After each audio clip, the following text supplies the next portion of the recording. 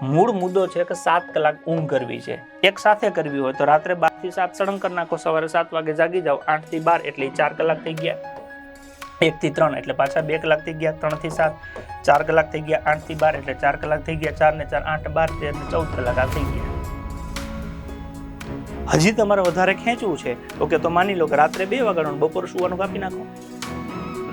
રાત્રે તમે 2 વાગે સુવો, સવારે 7 વાગે જાગી જાઓ, બપોર ખાલી 12 થી 1 માં અડધો કલાકનો ઝોંકો મારી લો. જો એવું સેટ થાય તો તમારો 16 કલાક થઈ જશે.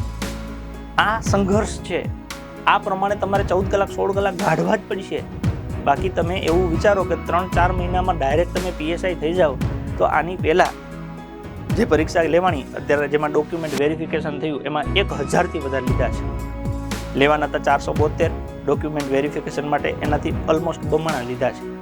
એટલી જગ્યા તો ન્યા જ છે ભાઈ કે 472 માંથી લેશે, બાકીના બધા વધશે. તો એ તો ઓલરેડી સાબિત કરીને આવ્યા છે ને કે અમે લાયક છીએ, આટલા સુધી તો પહોંચી ગયા છે. એ પાછા ફોર્મ ભરીને આવશે, એની હારે તમારી કોમ્પિટિશન છે. એટલે 14-16 કલાક મહેનત કરવી દરેક પરીક્ષા માટે જરૂરી છે.